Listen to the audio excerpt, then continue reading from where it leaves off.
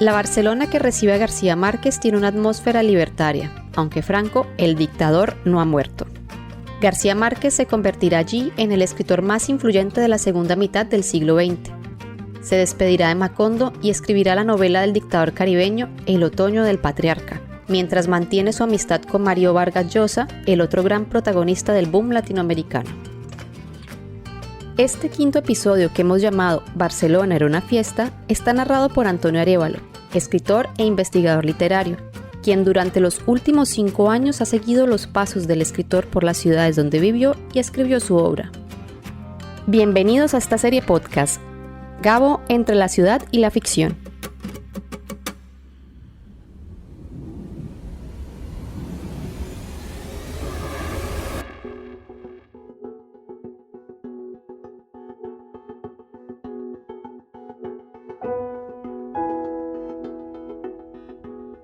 Aquella misma noche fuimos al teatro del Instituto Di Tella. Estrenaban, recuerdo, Las siamesas de Griselda Cambaro. Mercedes y él se adelantaron a la platea, desconcertados por tantas pieles tempranas y plumas resplandecientes. La sala estaba en las penumbras, pero a ellos, no sé por qué, un reflector les seguía los pasos. Iban a sentarse cuando alguien, un desconocido, gritó y prorrumpió en aplausos. Una mujer le hizo coro. «Por su novela», le dijo.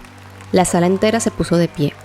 En ese preciso momento vi que la fama bajaba del cielo, envuelta en un deslumbrado aleteo de sábanas como Remedios la Bella, y dejaba caer sobre García Márquez uno de esos tiempos de luz inmunes a los estragos de los años.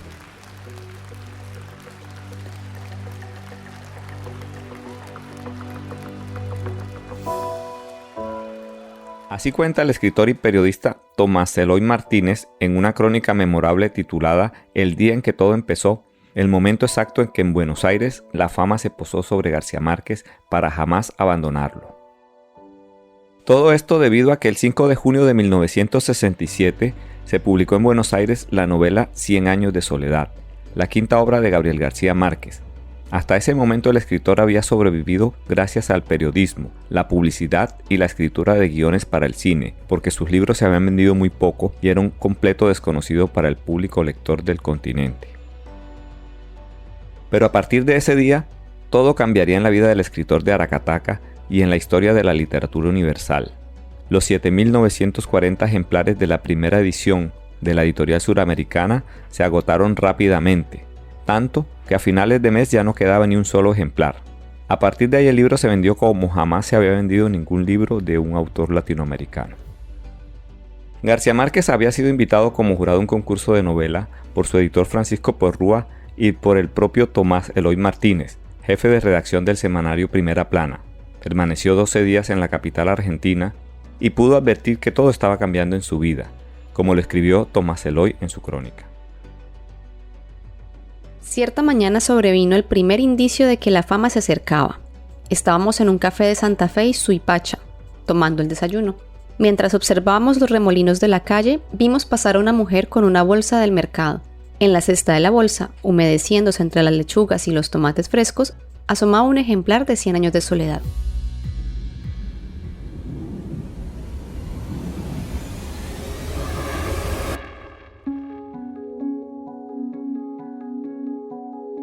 En noviembre de ese mismo año, el escritor, su esposa Mercedes Barcha y sus 2 pequeños hijos, Rodrigo y Gonzalo, abandonaron México y llegaron a vivir a Barcelona, ciudad que vivía un auge editorial y cultural como ninguna otra ciudad de Europa en ese momento.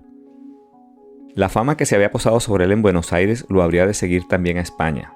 Sobre la Barcelona de finales de los años 60 nos habla Xavi Allén, redactor jefe de cultura del diario La Vanguardia y autor del libro Aquellos años del boom. La Barcelona de finales de los años 60 era una Barcelona gris, era una Barcelona sometida a una dictadura, la dictadura de Franco, en la que sin embargo en el mundillo cultural y literario pues reinaba una gran efervescencia y una gran ilusión, porque la gente de esos ámbitos pues intuían el final de la dictadura y entonces creían que la cultura iba a ser un motor fundamental de la nueva sociedad que iba a surgir tras la muerte del dictador. Y entonces, a pesar de que España era un régimen autoritario, después en la ciudad de Barcelona, que estaba lejana del Madrid de los ministerios, del Madrid oficial, donde se situaban, era un país centralista en el que todo el poder se situaba en la capital, Madrid, pues en esa Barcelona periférica empiezan a nacer editoriales nuevas, empiezan a venir autores de varios países, sobre todo de Latinoamérica, a los que solía representar Carmen Balcells como agente literaria, y se crea una especie de universo de microclima en el que ya se intuían pues la libertad o las costumbres que iban a venir o que se iban a extender al resto de la sociedad española unos años después. Entonces, eso explica la paradoja de que a pesar de todas las restricciones que existían de libertad de expresión, por ejemplo, todavía había presos políticos, todavía se ejecutaron a algunas personas, había pena de muerte,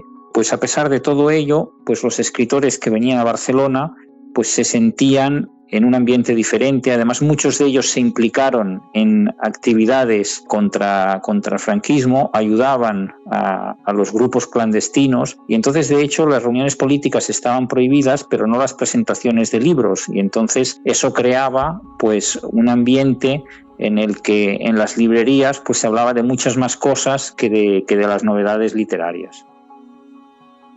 El propio escritor, en un artículo titulado La nostalgia de la nostalgia, publicado el 12 de enero de 1982, escribió sobre su llegada a Barcelona. De modo que llegué a Barcelona en el otoño de 1967 con toda mi familia y con el ánimo de quedarme 8 meses que me sobraban de una novela, y me quedé 7 años. Más aún, de algún modo difícil de explicar, todavía no me he ido por completo, ni creo que me vaya nunca. Barcelona estaba presente en la memoria de García Márquez, no solo por sus amigos exiliados en México, con los que trabajó y publicó sus primeros libros, o por Carmen Balcells, su agente literaria, quien le había insistido en varias oportunidades sobre la necesidad de instalarse en la ciudad, sino también por el recuerdo de Ramón Viñas, el famoso sabio catalán, a quien García Márquez rindió un homenaje en la parte final de 100 años de soledad, así. Había llegado a Macondo en el esplendor de la compañía bananera, huyendo de una de tantas guerras, y no se le había ocurrido nada más práctico que instalar aquella librería de incunables y ediciones originales en varios idiomas, que los clientes casuales hojeaban con recelo, como si fueran libros de muladar, mientras esperaban el turno para que les interpretaran los sueños en la casa de enfrente.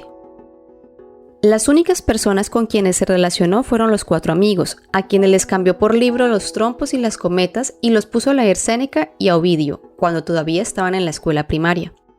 Trataba a los clásicos con una familiaridad casera, como si todos hubieran sido en alguna época sus compañeros de cuarto, y sabía muchas cosas que simplemente no se debían saber, como que San Agustín usaba debajo del hábito un jubón de lana que no se quitó en 14 años, y que Arnaldo de Vilanova, el nigromante, se volvió impotente desde niño por una mordedura de alacrán. Su fervor por la palabra escrita era una urdimbre de respeto solemne e irreverencia comadrera.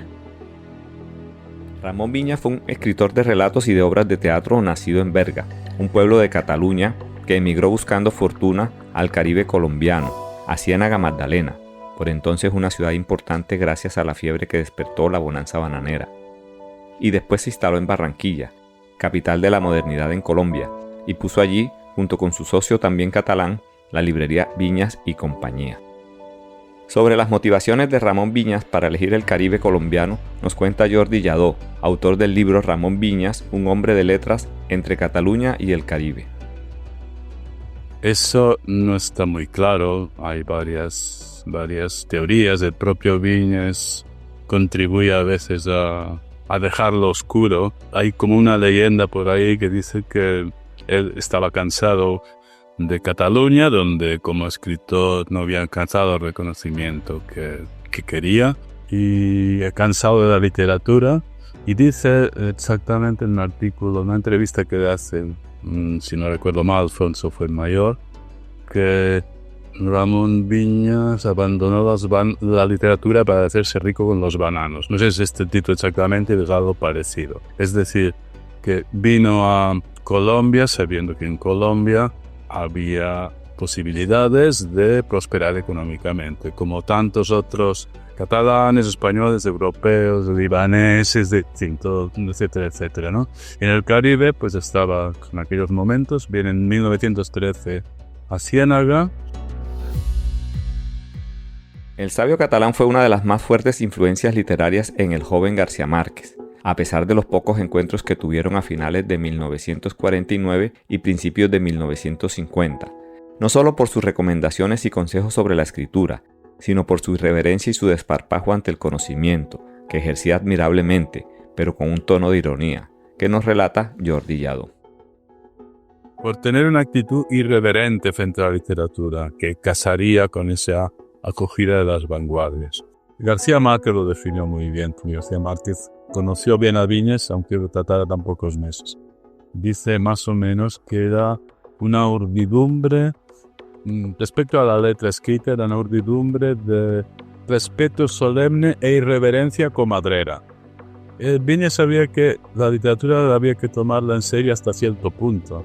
No había de ser un académico frío, sino que la literatura para él era un juego, es un esteta de hecho, un esteta y un gran practicante de la ironía, que era una de las características que se apreciaban también en sus modelos europeos, en André Gide en Francia, en Eugenio d'Ors en Cataluña, luego en Madrid. Es decir, que él tenía unos referentes en los cuales también él se refleja, ¿no? Sí, creo que fue una labor que desde Colombia en general se le apreció. Círculos de Bogotá y de Medellín conocieron a Viñes, tuvieron acceso a él. Viajó a Bogotá, pero más allá del viaje físico, ¿no? Hubo contactos con Germán Arciniegas, con León de Greiff, poeta muy importante en la literatura colombiana. Es decir, él creó unas redes, o se integró en unas redes de contactos muy fructíferos. Ramón Viñas será conocido en el mundo entero gracias a García Márquez, quien lo pone como uno de los personajes que aparecen al final de 100 años de soledad.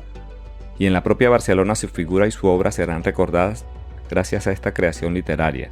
Así lo reconoce Neus Castellano, directora de la Biblioteca Gabriel García Márquez de Barcelona. Ha habido más de Ramón Viñes a partir de mi viaje a Barranquilla, mis lecturas de García Márquez, de su vida, de los artículos, del propio personaje del sabio catalán, ¿no?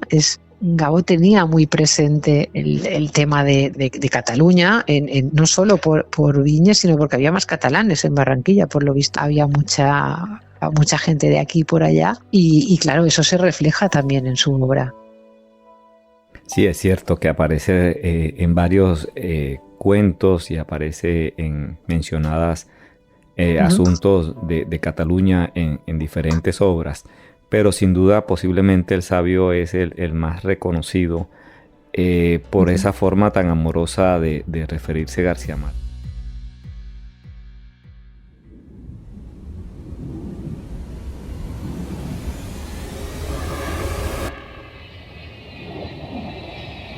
Con estos recuerdos de la Barcelona que le había contado el sabio catalán, viajó García Márquez, a donde fue recibido por su agente y amiga Carmen Balcells, con quien tenía una relación muy especial, como lo cuenta Xavi Allén, autor del libro Aquellos años del boom. O sea, García Márquez se presentaba sin avisar en la agencia de Carmen Balcells, Carmen lo interrumpía todo y se ponían a charlar durante horas de lo divino y de lo humano, de temas personales, de una película o un libro que hubiera leído, de problemas que pudiera tener con algún amigo que no le hablara, y pues se ponían ahí a charlar o a mamar gallo, como se podría decir también, y era mucho más que un agente, ha sido una relación indestructible que se ha mantenido después de generaciones, ¿no? Cuando García Márquez murió, pues nadie en la familia dudó que Carmen Balcells iba a seguir la agencia Balcells representándoles, y bueno, es que Carmen no se limitaba a representarle, cualquier cuestión de intendencia, desde las comidas si era necesario, los médicos, cualquier cosa, ella se encargaba de todo. Incluso si García Márquez necesitaba excusas para no ir a un sitio, Carmen Balcells se inventaba una coartada que excusara la presencia del escritor, ¿no? Para Laura Palomares, agente de derechos extranjeros de la agencia editorial Carmen Balcells y nieta de la editora, la relación de García Márquez con su agente era algo más que una relación comercial.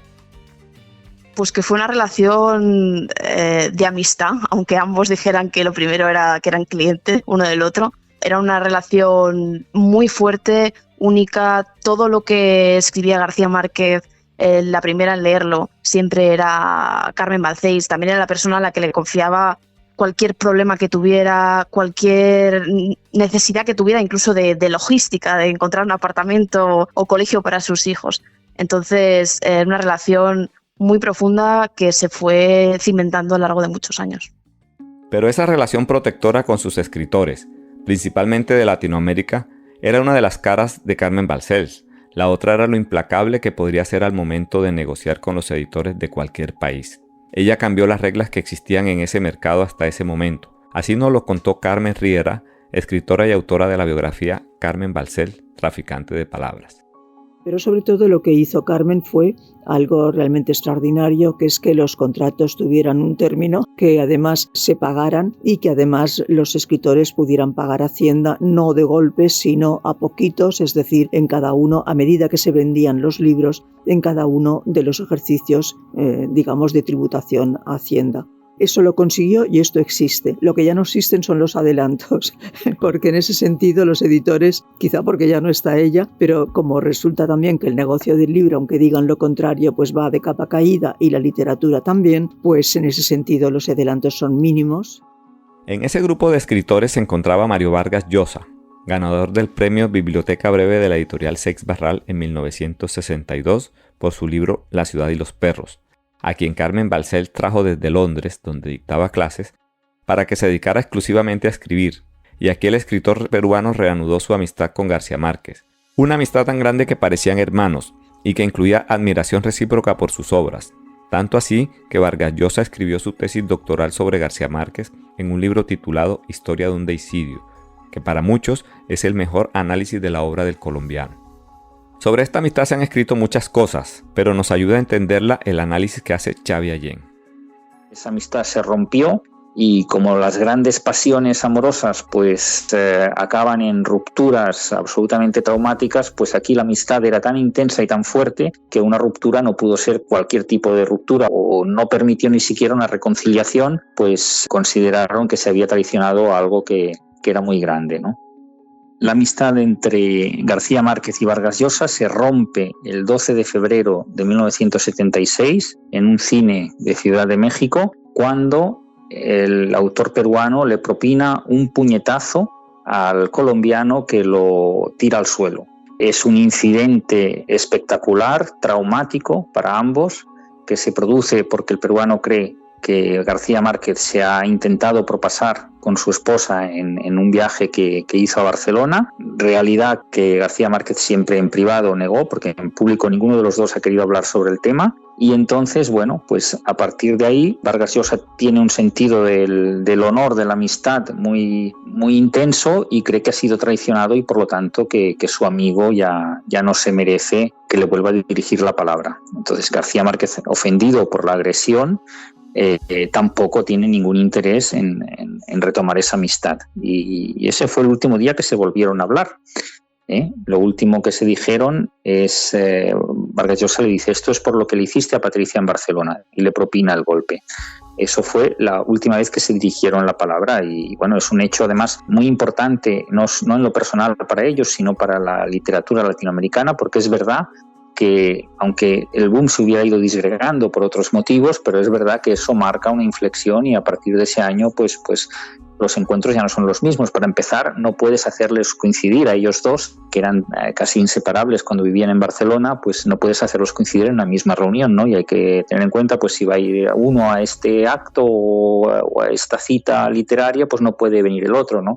Y bueno, y luego eso además se suma los dos premios Nobel, o sea que es curioso que cada uno crea su corte, digamos, de algún modo, ¿no? Es que uno crea una fundación, otro crea una cátedra, ¿no? Y bueno, pues es lamentable desde el punto de vista personal que se hayan distanciado, pero bueno, por otro lado el boom, pues como todos los movimientos literarios, culturales, pues también se hubiera acabado dispersando, pero aquí digamos que tenemos una fecha simbólica pues gracias a ese hecho que se produjo en un cine de México. Con la llegada de García Márquez a la ciudad, Barcelona se posiciona como la capital mundial del boom, un fenómeno que ya se había iniciado con la publicación de Rayuela, de Julio Cortázar y con la entrega del premio Rómulo Gallegos a Mario Vargas Llosa por La Casa Verde en 1967. Pero es con la publicación de 100 años de soledad que se da su consagración total, volviendo los ojos del mundo entero a la literatura de Latinoamérica. Y en todo ese movimiento estaba presente Carmen Balcells, que alentaba a sus escritores a venir a Barcelona, donde podía cuidarlos, protegerlos y vigilarlos como a ella le gustaba. Así lo refiere Laura Palomares, agente editorial de la agencia Carmen Balcells. Gabriel García Márquez a Carmen Balcells, que es la mamá grande, describe muy bien la relación que tuvo Carmen Balcells con muchos de sus escritores, ¿no? Esta aura de protección, de intentar cuidar, de intentar que tuvieran las mejores condiciones. Yo creo que ese nombre que le dio García Márquez lo expresa muy bien.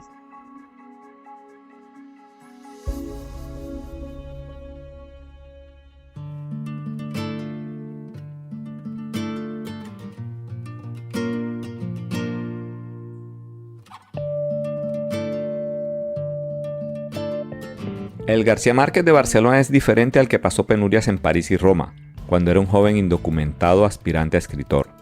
El éxito de 100 años de soledad lo convirtió en pocos meses en un hombre pudiente y figura reconocida en el mundo de las letras, quizás la figura más representativa del boom latinoamericano. También lo convirtió en un hombre de recursos económicos como nunca había sido. Este cambio nos lo cuenta Xavi Allén.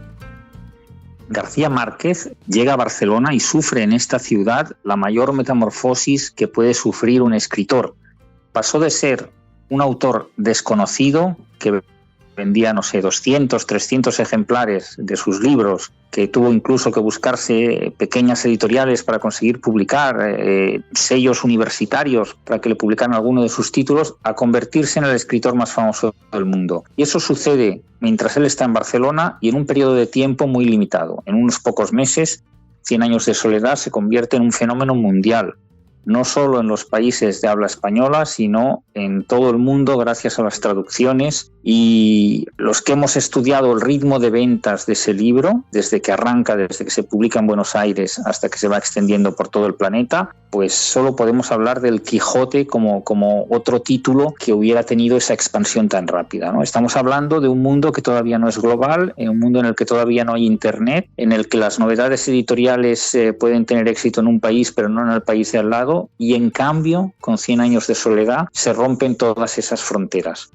Entonces, claro, pues García Márquez pasa de no poder pagar el alquiler, ¿no? Como es bien sabido, pues pasa a poder vivir donde quiera. Bueno, pues lo que entendemos hoy por García Márquez. Hay una anécdota muy divertida que a él le gustaba trabajar siempre con el mono de mecánico puesto, porque él recordaba sus orígenes y por mucho dinero que tuviera, pues él trabajaba, se ponía el mono azul como si fuera un obrero y se sentaba ante la máquina de escribir. Entonces, pues una vez que fue a poner gasolina, a repostar en una estación de servicio en la ciudad, se baja del coche, llena el depósito y el operario de la gasolinera se queda mirando el automóvil y le dice: menudo cabrón debe de ser su jefe para poder pagarse un coche así.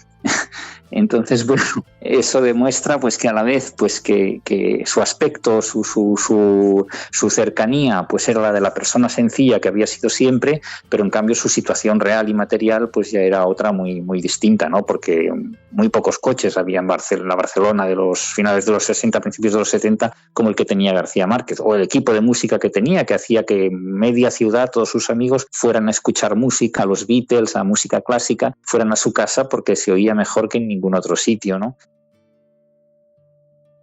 En Barcelona ocurren dos hechos muy importantes para el escritor. Por una parte, con el éxito de 100 años de soledad, le dice adiós a su mundo infantil, del que su abuelo era el centro, lo que supone un duelo, una pérdida por segunda vez. Ya Aracataca y esos años de niñez no aparecerán más en su obra. Y por otra parte, vendrá el reto de continuar escribiendo, alejado ya del mundo mítico de los Buendía, lo que supondrá una crisis creativa cuando empiece a escribir su tan anunciada novela del dictador, El otoño del patriarca. Para escribir la novela del dictador caribeño se refugió en la música, otra de sus grandes pasiones.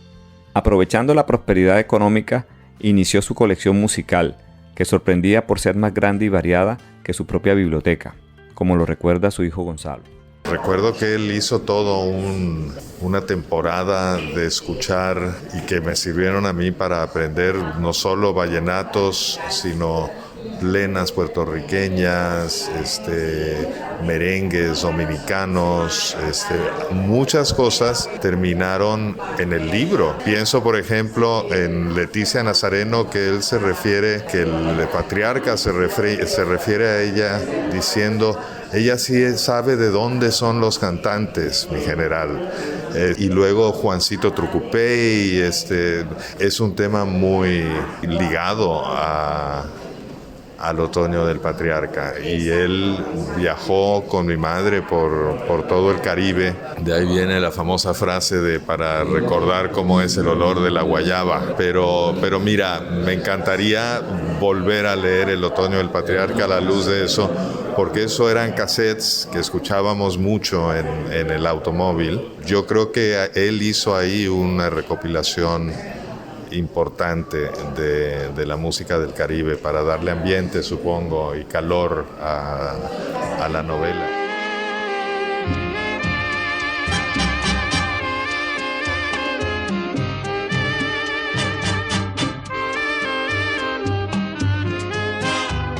Para El otoño del patriarca estaban los boleros de Toña la Negra, de María Luisa Landín también mucho. Bueno, ellos eran muy boleristas y bailaban bolero de una manera muy, muy apasionada y muy de la época.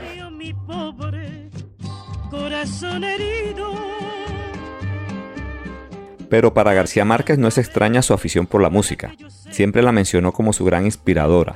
Sobre esta aventura musical de García Márquez en Barcelona, Xavi Allén nos contó lo siguiente. Se compró el mejor equipo de sonido que se podía comprar en aquel momento. Rosa Regás lo bautizó como la Gabo Sound Machine. Nélida Piñón recuerda sesiones memorables de escritores que iban a escuchar música a la casa de Gabo en la calle Caponata. Y entonces él, presumía muchísimo de los discos que tenía. Incluso viajaba a comprar discos a Londres, a París. Conseguía vinilos que no tenía nadie más en la ciudad, y ya no solo por eso, sino por cómo se escuchaban, ¿no? La gente venía allá. Hay estudiosos incluso que han encontrado que los capítulos del Otoño del Patriarca, que es la novela que estaba escribiendo en Barcelona, se podrían corresponder con los movimientos de algunas obras de Schönberg o de algún otro compositor clásico. Eso se ha escrito mucho al respecto. Eso él se distanciaba un poco, porque decía, bueno, sí es verdad que los escuchaba, sí es verdad que me gustaban, pero si algo se coló ahí, tal vez yo no era tan consciente, ¿no?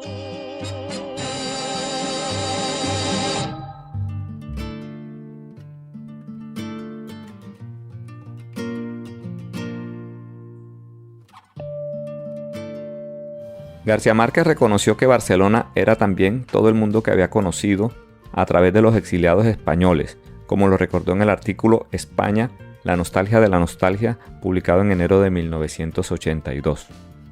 Me sentí conmovido en aquella ciudad hermosa, lunática e indescifrable, donde he dejado un reguero de tantos años de mi vida y de la vida de mis hijos.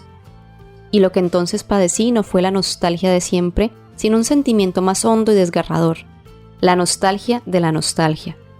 Para mi generación, la que andaba por los 15 años cuando terminó la Guerra Civil Española, esta desazón de las nostalgias superpuestas tiene sus raíces en España.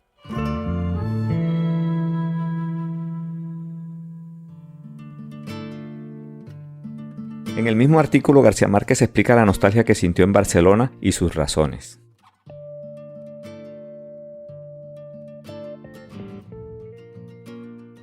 Yo no era consciente de todo esto hasta la semana pasada, cuando salí del teatro con mis amigos de Barcelona y descubrí de pronto la nostalgia de la nostalgia. Comprendí, como tantos otros de mi generación, que había padecido la nostalgia de España antes de conocerla, no solo por las evocaciones implacables de los republicanos errantes, sino por la poesía grande que ellos mismos me enseñaron. Es en Barcelona donde Colita, la fotógrafa catalana, le realiza a García Márquez la famosa foto con el libro de 100 años de soledad en la cabeza. Una imagen muy metafórica del éxito del escritor con su novela, que rápidamente fue traducida a muchos idiomas gracias a la gestión de Carmen Balcells. También en Barcelona se realizó la traducción de 100 años de soledad, esta vez al catalán, como lo cuenta Xavi Allén. En un momento, Carmen Balcells, que era una persona muy detallista, que le gustan las cifras redondas, le quiso hacer un regalo a Gabo por su primer 1.000.000 de ejemplares vendidos, ¿no? lo cual ella realmente era algo insólito incluso para ella. Jamás un autor suyo había vendido tanto. Y entonces le preguntó: Gabo, ¿qué quieres que te regale que esté en mis manos para tu 1.000.000 de ejemplares? Y él le dijo: bueno, Carmen, es que estoy traducido a muchas lenguas, pero no estoy traducido al catalán. Y él vivía en Barcelona y, claro, no estaba traducido al catalán porque todos los catalanes, aunque hablen catalán, también conocen el castellano y entonces el español, y entonces lo podían leer en su versión original, y por eso no se había hecho esa traducción. Pero Gabo sentía un vínculo sentimental con el catalán y quería también estar traducido a esa lengua que tanto escuchaba en su barrio y cuando salía a la calle, y le parecía raro pues que 100 años de soledad se pudiera leer en chino, en checo, pero no se pudiera leer en catalán, que era un idioma para él cercano, ¿no? De hecho, algún personaje de sus cuentos, pues una ex prostituta que vive en un piso del Eixample barcelonés, pues habla catalán, ¿no? Por ejemplo. Entonces, él sabía además que su amigo Tísner, así como medio en serio, medio en broma, pues había traducido el inicio de 100 años de soledad. Y entonces Carmen Balcells le concedió ese deseo y le dijo: perfecto, voy a encontrarte un editor para que te publique la edición en catalán. Y entonces él llamó a Tísner y le dijo: oye, aquel capítulo que tenías traducido de 100 años, dice: sí, tengo el principio del libro, pero no tengo mucho más. Dice: bueno, pues hazlo completo porque te lo vamos a publicar. Y efectivamente, pues Tísner se puso a ello y realizó una traducción excepcional, Es un libro, 100 anys de solitud, que es difícil de encontrar, porque claro, como los catalanes pues prefieren leer la versión original, pero muchos lo tenemos también por el valor sentimental que tiene esa traducción, ¿no? Y bueno, pues ese libro existe, se agotó rápidamente además, cuando salió. También en la ciudad se publicó por primera vez El relato de un náufrago, la serie de crónicas que García Márquez había escrito en el diario El Espectador sobre el marinero Velasco, como dice el propio título, que estuvo 10 días a la deriva en una balsa sin comer ni beber, que fue proclamado héroe de la patria, besado por las reinas de la belleza y hecho rico por la publicidad, y luego aborrecido por el gobierno y olvidado para siempre. Sobre la creación de estas crónicas como un libro nos contó Xavi Allén.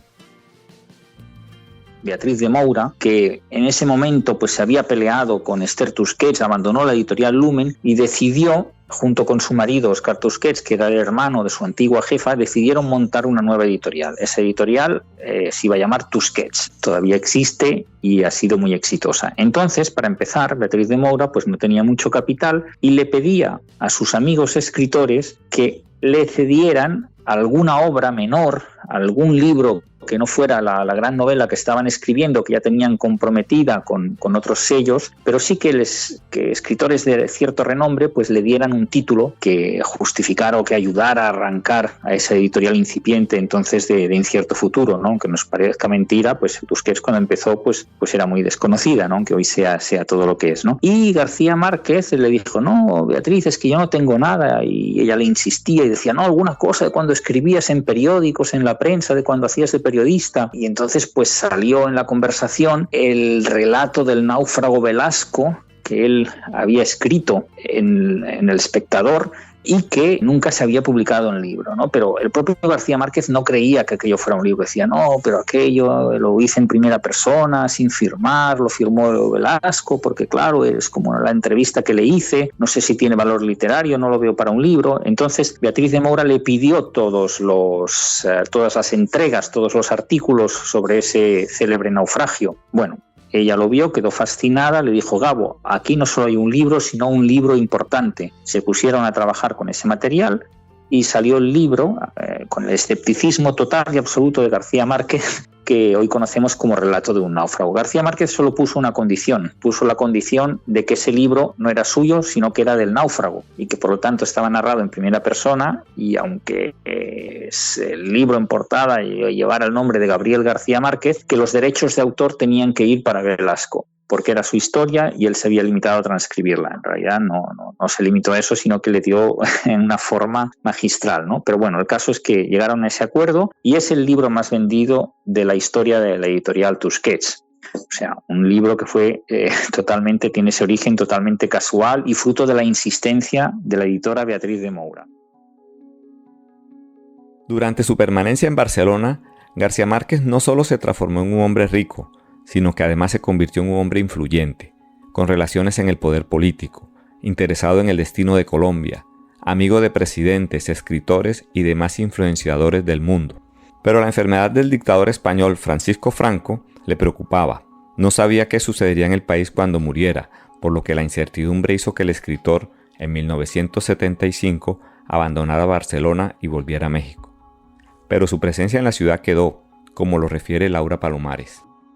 Pues García Márquez te diría que sigue tan presente en la ciudad como siempre. Hace poco se inauguró una ruta del boom que pasa por los lugares donde García Márquez y otros escritores del boom vivieron en Barcelona, pero también con la abertura de la Biblioteca García Márquez, que se ha convertido en la mejor del mundo, que también está en Barcelona con su inauguración el año pasado. Entonces yo creo que tanto el legado como la figura de García Márquez está más presente que nunca.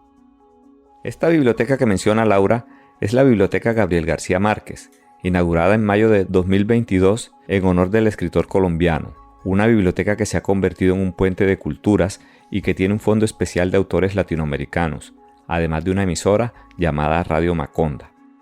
La Biblioteca Gabriel García Márquez, ubicada en el barrio San Martí de la ciudad, fue premiada como Mejor Biblioteca Nueva del Mundo en 2023 por el Congreso Mundial de Bibliotecas que se celebró en Rotterdam. Sobre la presencia actual de García Márquez en la ciudad, Neus Castellano, directora de la biblioteca, nos contó sus impresiones. Pues bueno, mi percepción desde que empecé en el proyecto de esta biblioteca a principios del 2022 es que García Márquez es una figura más viva y más recordada en la ciudad y por parte de los usuarios de lo que podríamos pensar, porque llevaba ya casi 10 años fallecido y bueno, sí es un gran escritor, el gran escritor después de Cervantes en las letras hispanas, pero para mí me sorprendió la aceptación que ha tenido toda su obra y lo que se ha hecho alrededor de su obra en la biblioteca. Una de las actividades recientes de la biblioteca fue la realización del club de lectura sobre 100 años de soledad, llamado Pergaminos, Bananeras y Acordeones, que tuve la oportunidad de coordinar, al que asistió la directora de la biblioteca, quien nos comparte sus experiencias en las diferentes sesiones.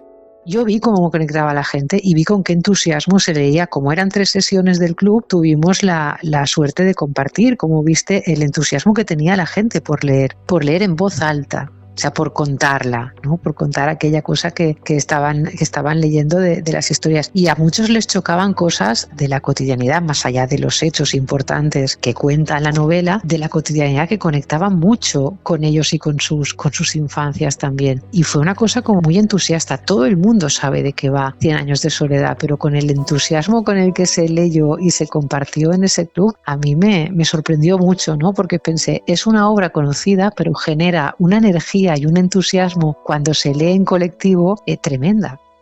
La biblioteca se ha vuelto un lugar concurrido para los visitantes y turistas que llegan a la ciudad. No solo los latinoamericanos atraídos por el premio Nobel, sino también de otras latitudes, como lo cuenta la directora de la biblioteca, Neus Castellano.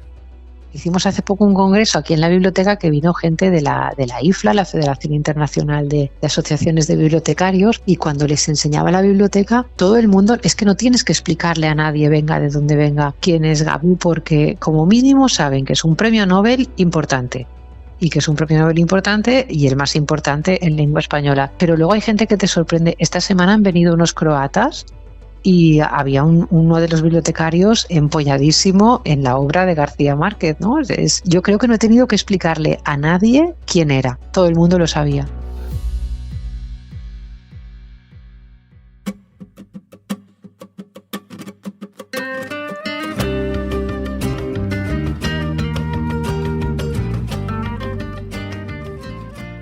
Esta serie de podcast, Gabo, entre la ciudad y la ficción, es gracias al Programa Nacional de Estímulos del Ministerio de Cultura de Colombia, una producción a cargo de Antonio Arévalo y Juan David Escorcia. En la locución, Sara Lucía Osa. Agradecimientos especiales a Judith Sarmiento y a las personas que hicieron parte de este relato por medio de su testimonio.